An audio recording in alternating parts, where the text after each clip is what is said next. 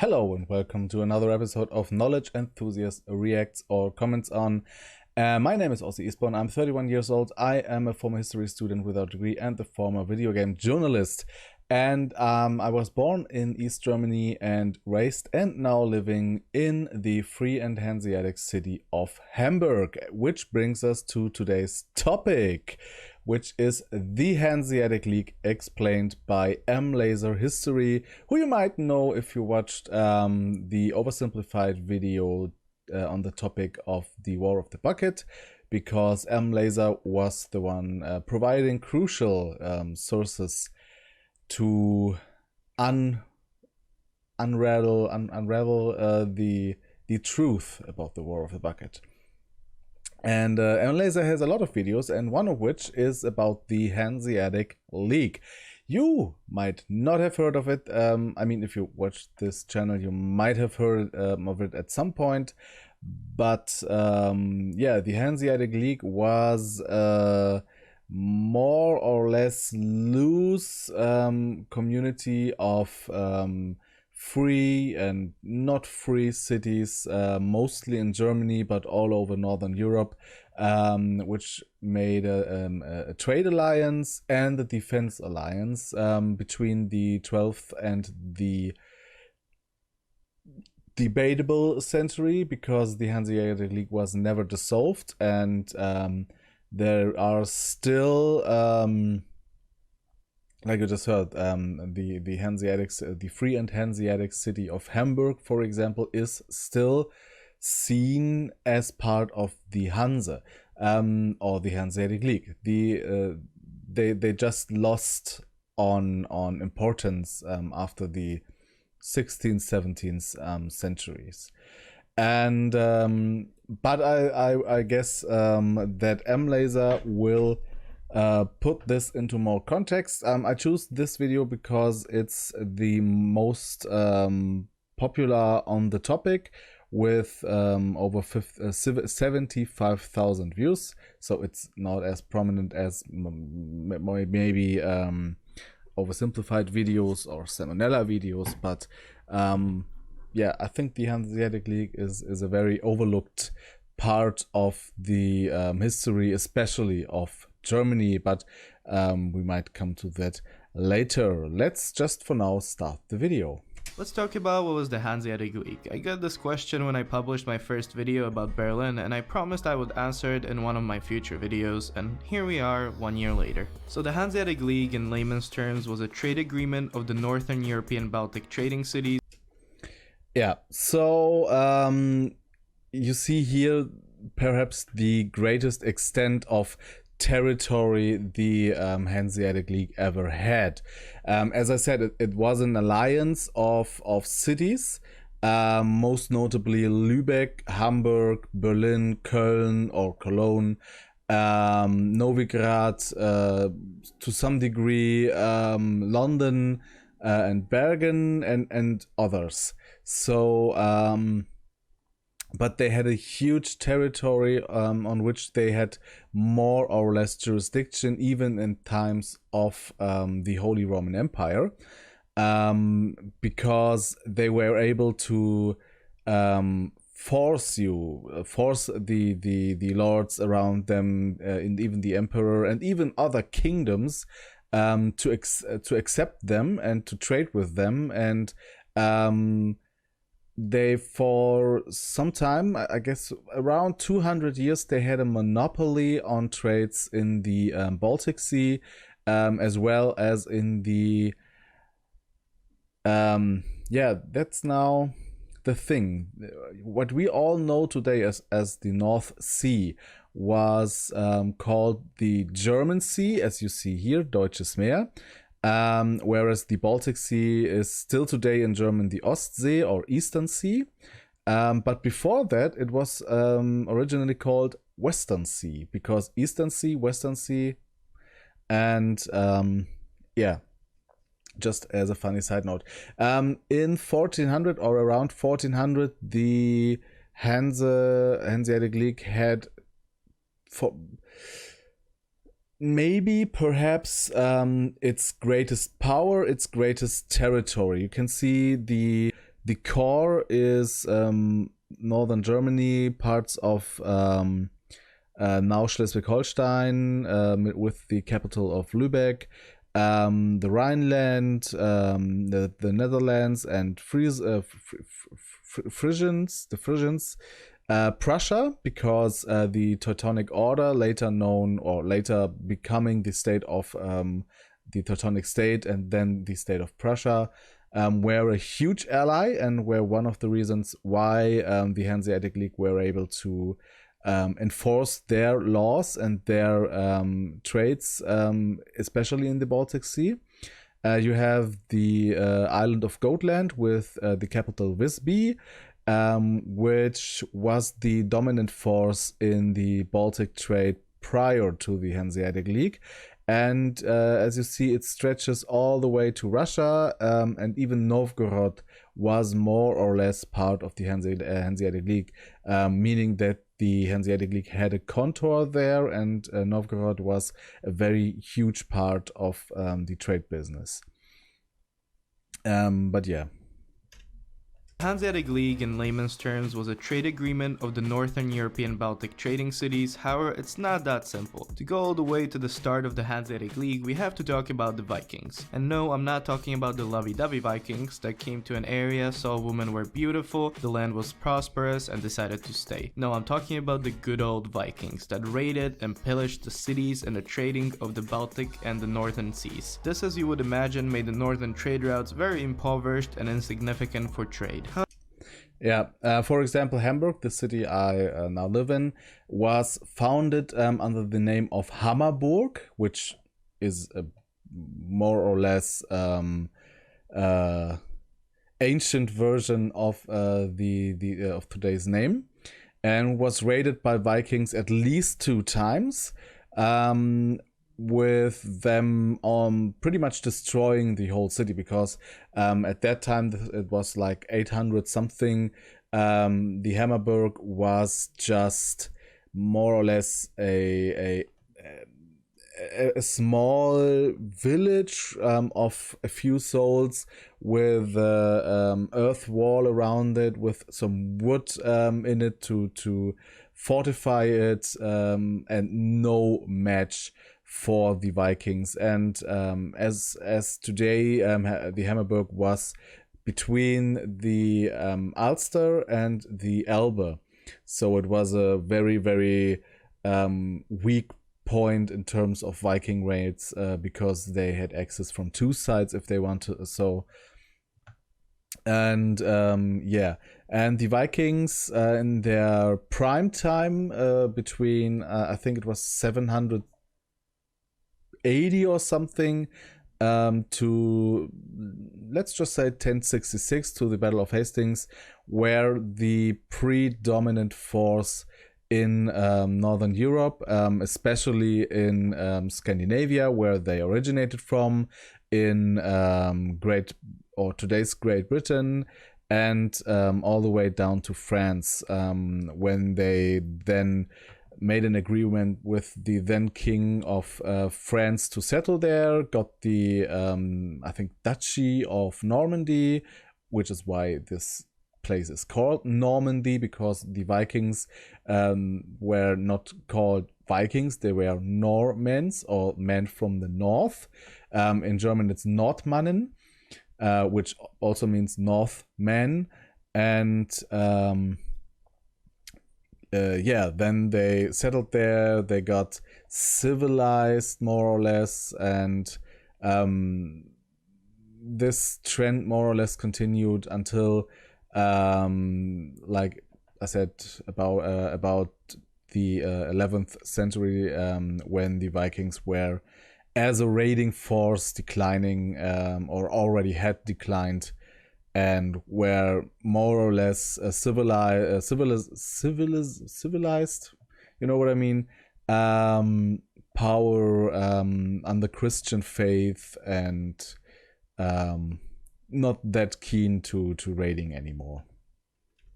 This, as you would imagine, made the northern trade routes very impoverished and insignificant for trade. However, the Viking raids stopped around the middle of the 11th century and the trade in the northern Baltic seas started to pick up. With this increased wealth in the area, the first to take advantage of this were German merchants who started to migrate along the Baltic and northern seas, establishing small guilds and trading towns. Some of these trading towns still exist to this day, like Visby in Gotland, or Riga in Latvia, or even Berlin. The formation of guilds during the 11th and 12th century was nothing new in Western Europe, as various guilds started to pop up all around medieval Europe. The guilds formed to protect the blacksmiths or jewelers or barrel makers by creating common market through setting of minimum prices and certain production standards for the product the guild made. The early German trade guilds in these Baltic towns did just the same, however not with products but with trade, markets and tariffs.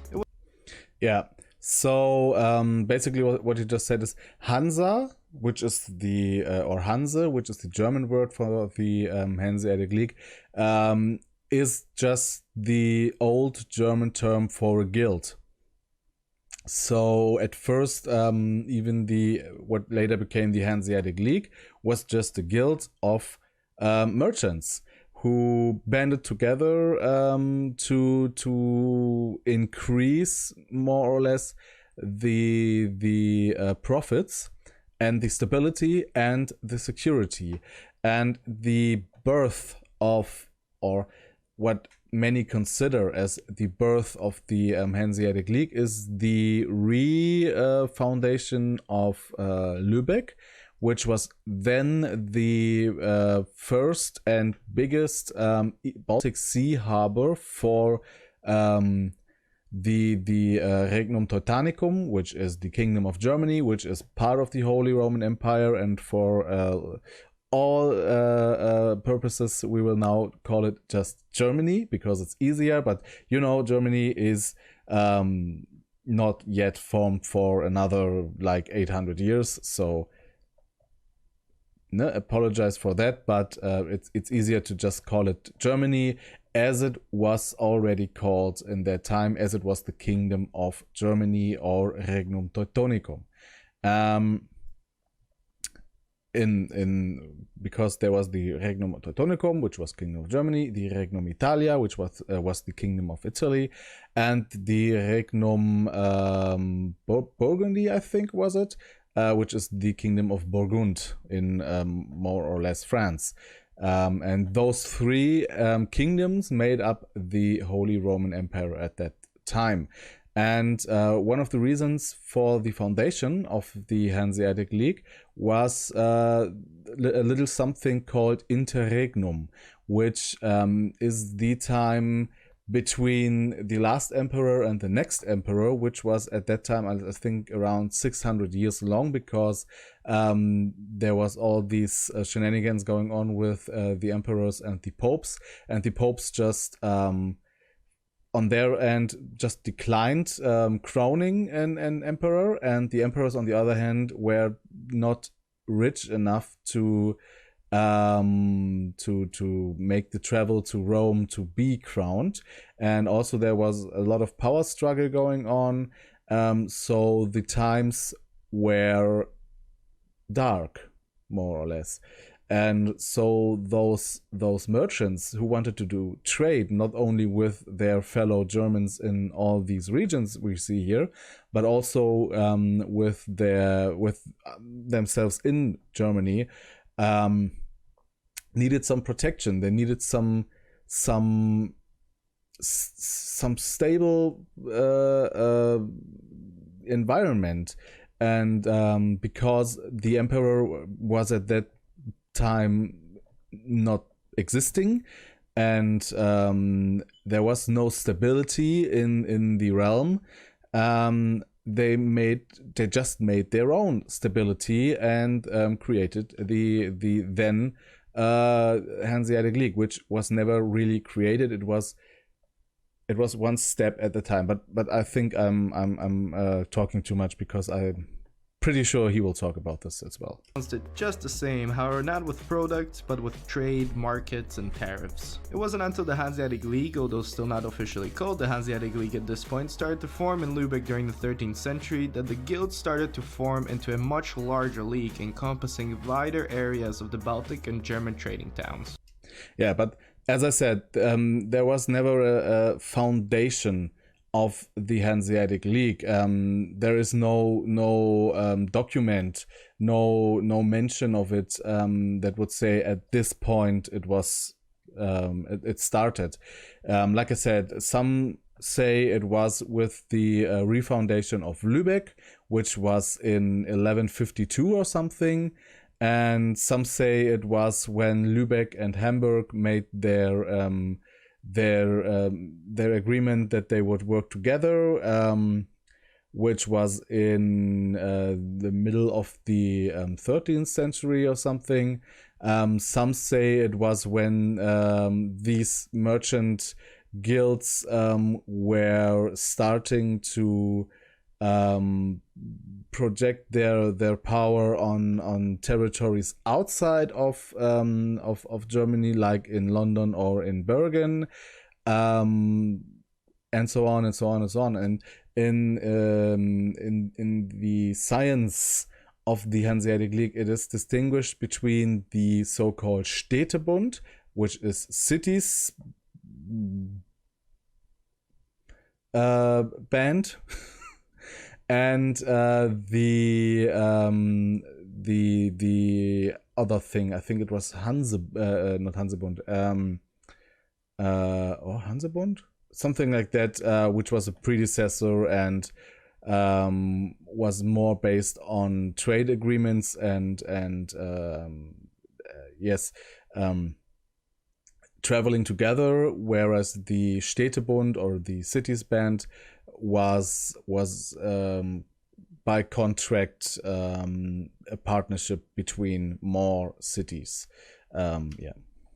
A much larger league encompassing wider areas of the Baltic and German trading towns. With this ever-enlarging league of trading guilds, many more towns around the northern and Baltic seas started to be settled by mostly German merchants. In the simplest of terms, how the settlement worked in already established towns is that merchants will show up, and after examining the trading value of the goods in the area and the viability of trade routes from the main city in the area, they would decide whether to form a sort of settlement or not. If they did, they would try to get permission from the local ruler to set up merchant settlement outside of the city walls, although on some occasion also inside. The local rulers usually agreed to this as they knew that the merchant guilds could bring a lot of revenue to the area, which was very true as cities like Danzig and Novgorod became influential trading hubs exactly because of these trading posts. After the setup of these guild settlements in various trading cities or towns, the never-ending battle between the guilds and the rulers ensued, with guilds always trying to get more privileges and lower taxes, and rulers always trying to resist it. This is one of the reasons why the Hanseatic League formed in the first place, as to protect and promote the privileges of guild merchants with the local rulers in the various trade posts and create a sort of early Schengen area of free trade for the merchant cities.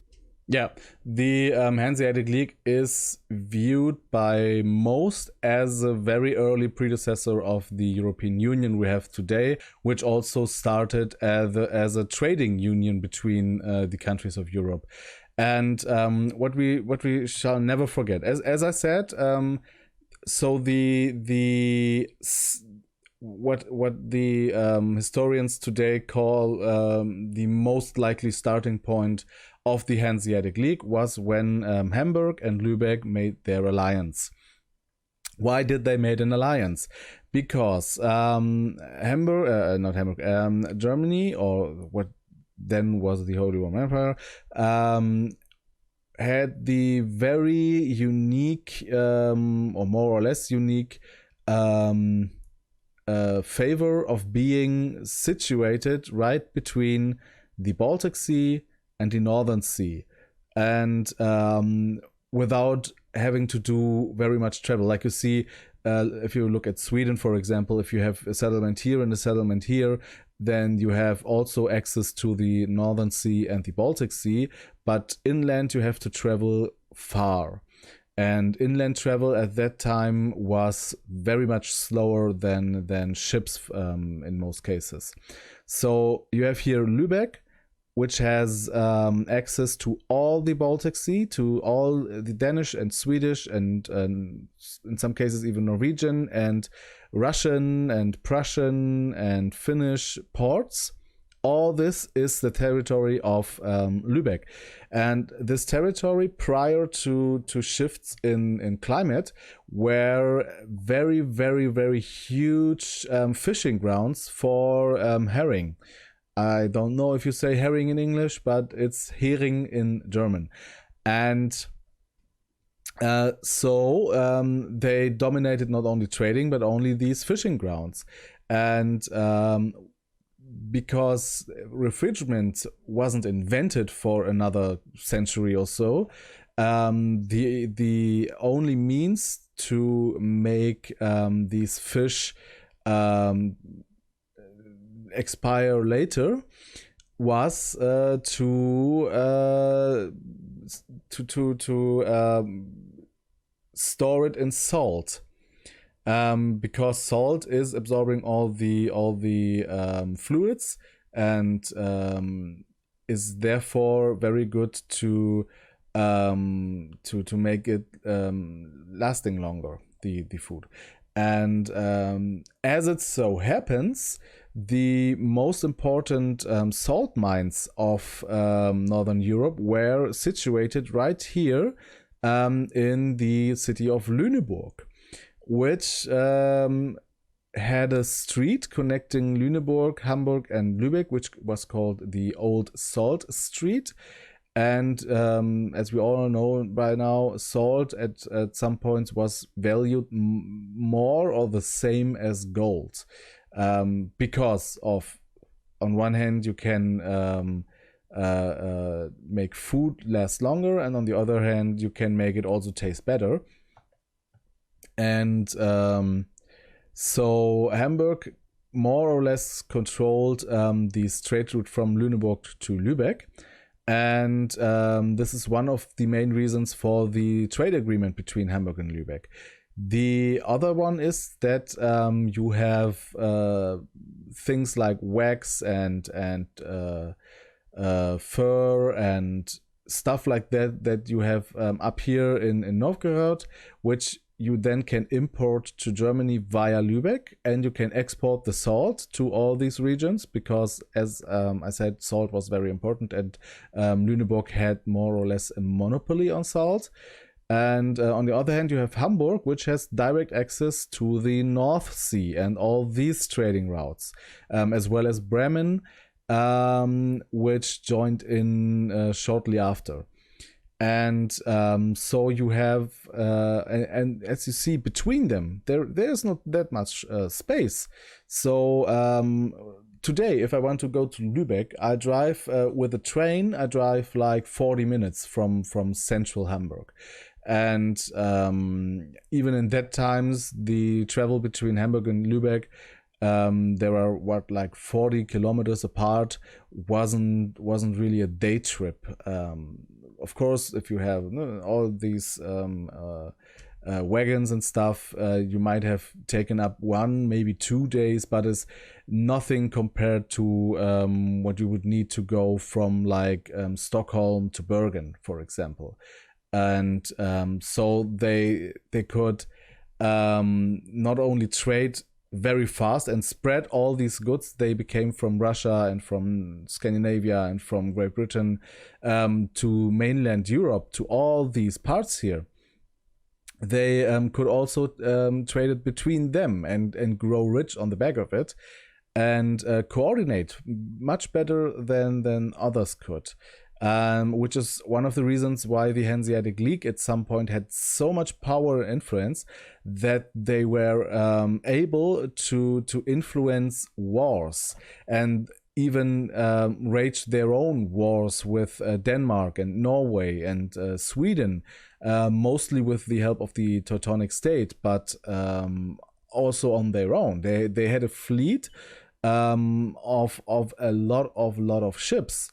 And the so-called Koggen which were pretty compact ships with a loading volume of up to 200 tons, which is nothing compared to today's ships, but they had a lot of them, and they could also equip them with soldiers and with weaponry. And because they still hold on the tradition of traveling in groups, those ships were mostly never alone. So if you are, for example, a pirate, it's pretty hard to rob them, because you as a pirate usually have maybe one, maybe two ships. If you are not a very big or backed pirate group like the Vitalian brothers, which were backed by Denmark, I think, and around 1400 made life for the Hanseatic League pretty much harder. But in the end, you have a fleet which can take on whole kingdoms and empires, which is very interesting. Early Schengen area of free trade for the merchant cities. The formation of the Hanseatic League itself is usually credited to the emergence of Lübeck as a trading hub for the outgoing and ingoing shipping in the Baltic Sea, and also its control of much of the fishing in the area. Later in the 13th century, Lübeck formed a partnership with first Hamburg and then Cologne, Lunenburg, etc., and this league managed to get some very lucrative trading privileges in the HRE and also London. Even though we could call this league the Hanseatic League at this point, it wasn't technically officially called the Hanseatic League before the year 1356. The Hanseatic League during the next 3 centuries dominated the trade in Northern Europe, fighting numerous trade posts and inaugurating into its ranks many new towns, cities, merchants. The Hanseatic League charged taxes, levied armies, protected cities, and held meetings with all its members. These meetings were called the Hansetag, with a tag not meaning day as it does today. In that time it was short for Tagung, which is German for meeting or gathering, which is why, for example, the Bundestag in Germany is called Bundestag. It had nothing to do with day. I think in English it's called the Hanseatic Diet. The first Hanseatic Diet gathered around, I think, in the late 14th century, and all these cities in the Hanseatic League. So over history, there were about 200 to 300 cities that were at some point part of the Hanseatic League. But usually cities would join for like one trade agreement and then just abandon them, and some were joining and leaving and joining and leaving and joining and leaving. So at its core, the Hanseatic League had around 75 cities throughout most of the time, which were mostly within the Holy Roman Empire, were mostly free cities or smaller cities that were just absorbed by a bigger city that was in the Hanseatic League. And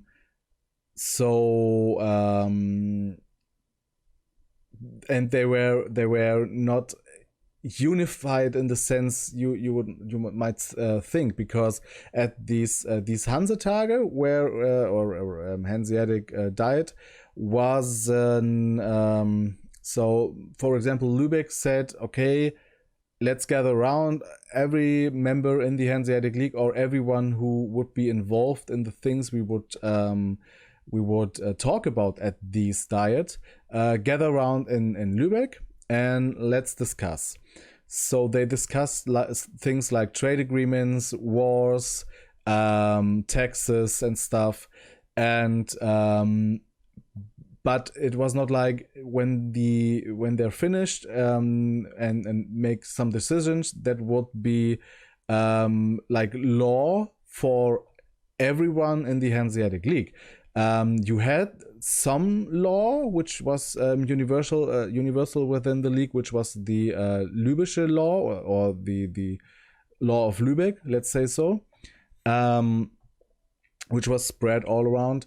But if there was some agreements on the Hanseatic Diet, and there had to be an agreement because nothing was decided without full consent of everyone in this diet, which meant that there was a need for compromises, because there was no vote and you do that what most vote on. It was, you have to be and all have to agree in unison, and then they would go back to their respective cities, and these cities then would just decide if they would follow the decision or don't. And in a lot of cases they don't, because it was not in their interest, or they just don't want to, or they had pressure from outside, because Lübeck and Hamburg or Frankfurt were free cities by the state. But others, like for example, I think Lüneburg, weren't. They were part of a greater duchy, for example, around them. And maybe the duchy said, no, you can't do that. This is against our law. And so they had to abandon it, or they wanted to abandon it whatsoever. This is why it was so important that all at the Hanseatic would agree, because that make it more likely that they go back to their respective cities, and the cities say, okay, let's do so. Yeah. So it was not like a real government, but it can be seen as a weaker form of a government. Taxes, levied armies, protected cities, and held meetings with all its members. To a certain extent, you could say it acted like its own country, formed by only trading posts and cities along the Northern and Baltic seas. All Hanseatic League merchants, whether living in Britain, Scandinavia, or Russia, abide by German laws and were largely exempt from many of the taxes set on the people in those areas. It is important to understand that the Hanseatic League, continuing into the 14th and 15th century, was a league of merchant guilds around Northern Europe, and even though the Hanseatic League was very much so unique, it still was just as any other trade league, set up on very complicated trade agreements between each guild, trading hub, kingdom, duchy, HRE, free city, and way too much complicated economic history we don't have time to get into. Every tax exemption, trade agreement, German law, etc. has a ton of asterisks attached next to them, because it all varied between cities, kingdoms, and trading hubs, and was all governed by the Hanseatic League entity. The Hanseatic League started to fall into decline around the 16th century as the emergence of the Swedish Empire and Prussia in the area started to take control of the trade in the Baltic Sea. Plus, so yeah, the whole Hanseatic League started to decline after Christopher Columbus was sailing to America and discovered it. Because this would open new trade routes, and especially new companies that would be bad for business for the Hanseatic League, especially the East Indian Trade Company.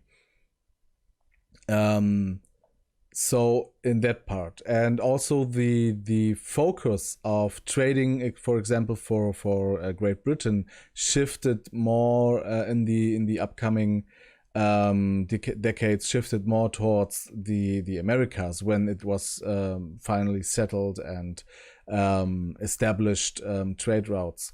So this is what's for that part.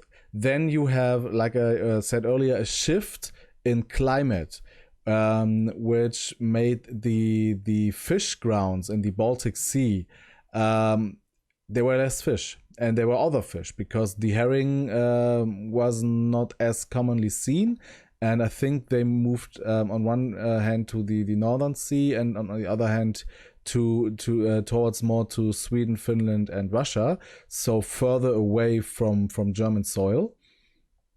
Is another part. Then you have the part that the Teutonic Order was raging wars with Poland, Lithuania, and other entities, and was very much preoccupied. So their force would not be able to help the Hanseatic League like it was earlier, and the Teutonic Order then became Prussia. Next thing, then you have like still ongoing wars with especially Scandinavia and Denmark about succession, about trade agreements, and so on and so on, and with better ships, because a cogger is like 20 meters long, has one mast, or whatever the English word for it is, be seen as a good merchant ship for its time. But there were new ships, like longer ships, wider ships, ships that could be stuffed with way more trading goods. And the Hanseatic League, most of the Hanseatic League, was reluctant to build those ships, and most of those ships were built in the Netherlands. But the final nail in the coffin was most likely the 30 Years' War in the middle of the 17th century, which divided the whole Roman Empire as well as all the other states, which meant that even within the Hanseatic League, cities were divided, and also war always is bad for trade. And this was an opportunity for like Swedish merchants, or Russian merchants, or British merchants, or Danish merchants to seize control of all these trading routes. But at the last Hansetag in the middle of the 17th century, there were still 9 cities left that were in the Hanseatic League, and 3 of them would be determined to or chosen to carry on the tradition of the Hanseatic League, which were Lübeck and Hamburg as its founders, as well as Bremen, which is why these 3 Western German cities later on were known, but only at the start of the 19th century, as the Hanseatic cities, with others then after the reunification in 1990 joining in, and even founding a new Hanseatic League, which again consists of all the former Hanseatic cities, and is a new, much less unified and much less powerful trade alliance within Germany, within the European Union, but they are able to influence maybe some decisions made that would influence again the trade of those cities. So there were many major factors, but cities like Lübeck and Hamburg were still growing. Like Hamburg was picking on the North American trade and was getting rich on the back of that as well, and they already were rich, and they could still remain as a free city, which some of the other Hanseatic cities were revoked the right of a free city. The last one was Frankfurt in right before the German unification in 1871. And without being a free city, you have even less independence and no means to participate in any trade agreements except your country or your master does make them. So this is why Lübeck and Hamburg still are very rich cities today, and they were still the Hanseatic cities, even though it was not in their official title until, like I said, the beginning of the 19th century. But it was not like the whole Hanseatic League just dissolved and every city in it was useless or would become more involved in the trades of their own countries, like they did, like Bergen, Novgorod, London. They did their own thing. But some of the cities within the Hanseatic League were still formally the Hanseatic League, and they even had some kind of reprise in the 17th century or 18th century, and before they were just more or less gone as a force, at least not in title, not in tradition, as a force. The Swedish Empire and Prussia in the area started to take control of the trade in the Baltic Sea. Plus, the emergence of nationalism created shifting goals for cities in the Hanseatic League, and many cities started to put the issues of their state before the league. The largest hit to the league, however, was the emergence of state-sponsored trading companies that formed during the exploration age, and the heightening power of the Dutch and British merchants in the Baltic Sea. Slowly, many of the cities left the Hanseatic League, and the only ones that stayed all the way till the German reunification in 1862 were Lübeck, Hamburg, and Bremen. And that's where I will conclude talking about the Hanseatic League. I hope that wasn't too confusing to understand, as I had to gloss over a lot of things, but honestly, the Hanseatic League just on its own is very complicated, and that's why it is still studied today by economists to understand how it worked and maybe use what they learned in today's modern markets.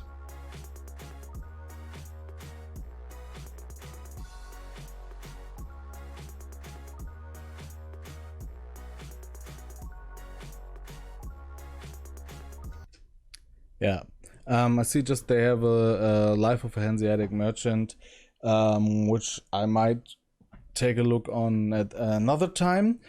But yeah, the Hanseatic League. As I said, the tradition and name is still going around today, especially in Hamburg and Lübeck and Bremen. As well as cities like Rostock, for example, which took on the title of Hanseatic City after 1990, after the reunification of Germany, and even have the football club Hansa Rostock, which, you guessed it, is derived from the Hanseatic, and their logo is a cogge. And Hamburg is pretty much the now biggest city in the core of the former Hanseatic League, with Lübeck losing its freedom. Which Lübeck was, as I said, a free state, but they lost it in the second or in the Third Reich, when in 1937 the Gross Hamburg Gesetz, or Big Hamburg Law, was made, which remained the more or less free status for Hamburg, because the free was revoked because it was the Third Reich and no one was free, but it was implemented right after the Second World War that Hamburg was free again. But because Lübeck was now part of Schleswig-Holstein, and they did not only lose their status as free city, they would never get it back, even though they went to court about it after the Second World War. But no, now Lübeck is only a circle-free city, which means that they are their own district, or not a district, territory in Schleswig-Holstein. It's you know what I mean. County, I think the American version would be county. So there are counties in Schleswig-Holstein, and one of these counties is the city of Lübeck, which is, as a city, then their a county-less city, more or less, because they are their own county and do not belong to another one. So that's why how the county-free cities, more or less, were a thing. And yeah, so and one interesting thing again about Hamburg, for example, is that royalty and nobility was very, very frowned upon in the Hanseatic cities, because they were their own thing. They saw themselves as their own thing, and they would fight for being their own thing. And being an old family, an old influential Hanseatic family within those cities, still today means a lot more than being a count or being a freeman or something like that. And especially in Hamburg, it was forbidden for the most time until 18 something to even become noble. So if my for example, the king came to Hamburg and said, okay, you're doing such a good job, especially this family, and I will now make them a nobility, and that was forbidden. And if they would accept, so the family would accept and say, okay, now we are a nobility, they would lose all privileges within the city, and in some cases would even be expelled. This was loosened somewhat after the unification of Germany, but it was still frowned upon. So there were even divisions within families, with one taking on the title of a nobleman and his own brother saying he has just bring shame over the family and stuff like that. And I think that's very, very interesting. And because there, of course, the Hanseatic League and especially these cities like Lübeck and Hamburg were very, very influential, and especially within the Holy Roman Empire or later Germany. So to get more influence over them, a king or a duke or something would go on and try to influence them by making them nobles. But if you watched my video on the German reunification, or the political system of Germany more in that sense, you might have heard me saying that Hamburg is governed by the Bürgerschaft or citizenry. And this is because the inhabitants of cities like Hamburg, Bremen, and Lübeck were Bürger or not citizens in that case. It's inhabitants.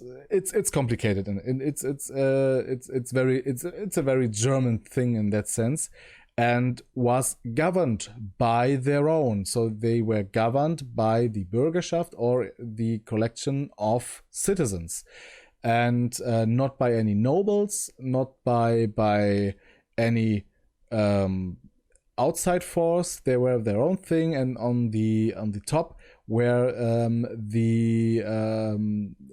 modern times it's the first mayor, and I guess in earlier times during the Hanseatic League it was like a syndicus or the top merchant or something. So it was very influential families, but they were not noble families, they were bürgerliche Familien, so that, which means citizen families, if you want. So as I said, it's pretty much complicated to translate it to English and keep the meaning that it has, especially for those people, especially in those regions. And yeah, I think we can say this was a great video, and you find the link in the description. Please leave them a like and subscribe, and leave me a like and subscribe. Not a like and subscribe, a like and subscribe for them too. If you like the video. If you dislike the video, then tell me why you disliked it. And if you like the video, you can also tell me why you liked it. And take a look at my other videos about various more or less historical stuff and German stuff. And take a look, or look forward to the next video, which will be about America pox. So we leave Germany, we leave Europe, and take a look at why the Europeans coming to America were not plagued by some kind of American plague, like it was the other way around. And I think that's interesting. It's by CPG Gray. And yeah, I was Ossi. Have a nice evening, and goodbye.